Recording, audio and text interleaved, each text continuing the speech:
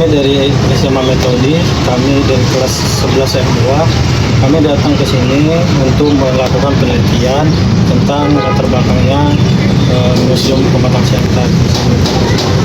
Adapun pertanyaan kami berikut, yang pertama, bagaimana latar belakang berdirinya museum ini? Latar belakang berdirinya museum itu sangat besar ya. Itu dimulai dari pada zaman dahulu, penentu orang pada zaman dahulu ketika Raja Simalungun berpikiran bagaimana tanah Simalungun ini segala sesuatu mencakup tentang Simalungun, baik itu dari budayanya, peninggalan-peninggalan bersejarahnya, atau istiadatnya, bagaimana upaya mereka raja-raja tersebut menggalakkan tidak hilang oleh waktu. Jadi mereka berkumpul semuanya raja itu tadi, didirikanlah museum ini. Kenapa dibilang museum Simalungun? Karena kita tahu kota Pematang Siantar ya, Simalungun. Jadi itulah museum Simalungun.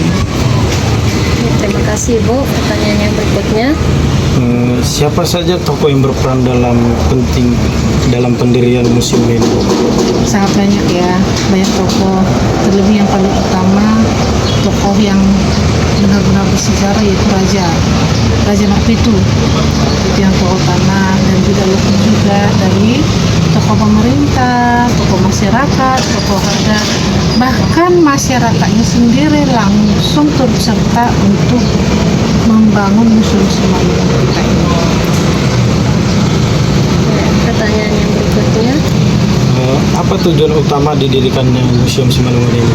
Itu dia tadi yang hal yang sama dengan yang pertanyaan pertama tadi. Tujuan paling utama supaya bagaimana sejarah tentang Simalungun tidak hilang, dan kedepannya anak cucu generasi seterusnya masih mengenal tentang sejarah Simalungun. Terlebih dari itu tadi, semua alat-alat baik itu musik atau segala macam yang mencakup tentang budaya Simalungun. oke Bu. Pertanyaan selanjutnya, kapan tepatnya Museum Simalungun mulai dibangun dan diresmikan? Tepatnya tahun 1939.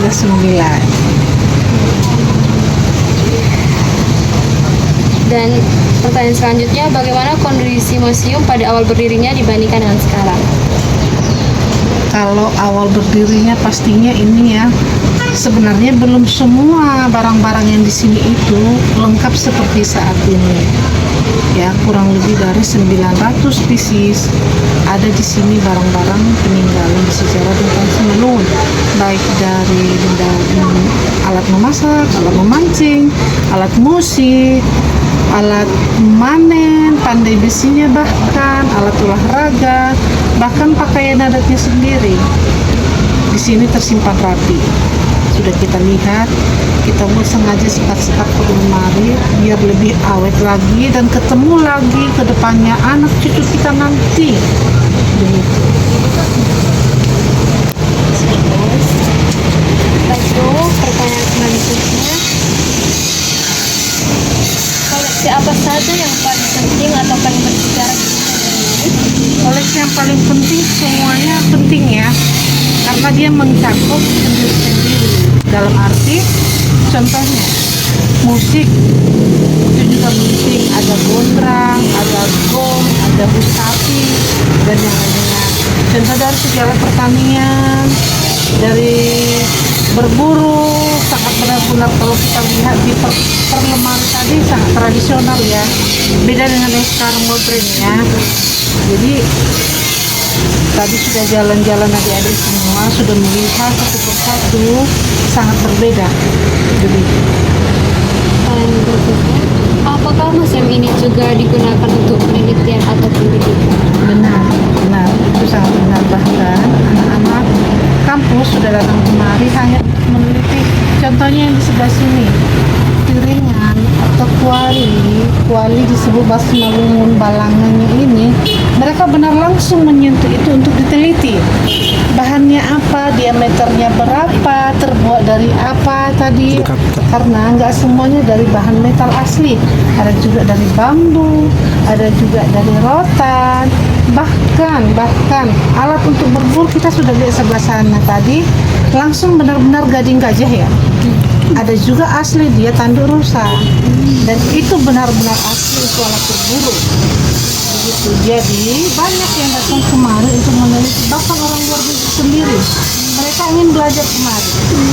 Orang Amerika, Prancis, mereka datang kemari secara langsung karena memang ini sejarah dan ini ilmu yang tak boleh kita lupakan ya. Terkhususnya adik-adik semua ini generasi penerus, ayo mari galakkan Museum Simalungun ini. Lalu Bu, pertanyaan terakhir, apa harapan Bu untuk masa depan Museum Simalungun? Sangat besar ya, bukan cuma Abang sendiri ya, bahkan ke pemerintahan juga berharap ini sampai ke internasional. Dan sekarang itu masih dalam proses, yang kemarin ini masih di cover dengan yayasannya, tapi sekarang masih proses pemindahan ke Dinas Pemkab Pariwisata. Kalau kita tahu sekarang kalau sudah masuk ke Pemkab Pariwisata itu bakalan ke mancanegara bahkan internasional. Jadi ini nanti bakalan dirubah jadinya bertaraf internasional tapi tradisional.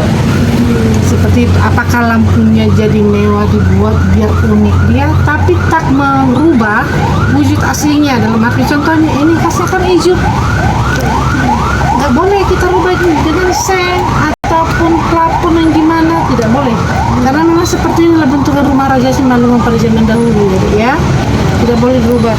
Ya mungkin untuk ditambahi biar lebih cerah lampunya, keunikannya, atau tamannya ada yang dipercantik, di-refresh lagi seperti itu. Ya. Terima kasih Bu untuk jawaban-jawabannya. Sekian dari pertanyaan kami. Terima kasih Bu. Sama-sama. Wawancara kami dengan Bu, penjaga sekaligus kebersihan di Museum Simalungun, Kota Pematang Siantar, Jalan Sudirman, nomor 20. Jangan lupa datang ke Museum Simalungun kita, karena apa? Sekarang ini Museum Simalungun menjadi objek wisata nomor 1 dalam sejarah di Kota Pematang Siantar, bahkan di Sumatera Utara. Ya, mari kita galakkan. Kalau bisa yang seperti gue bilang tadi, ke luar negeri, ya, karena semuanya unik di sini. Kurang lebih 900 titik, bahkan beruang madu yang asli diawetkan pun ada.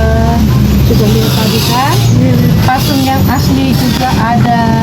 Langsung tersentuh sama lucu zaman dahulu.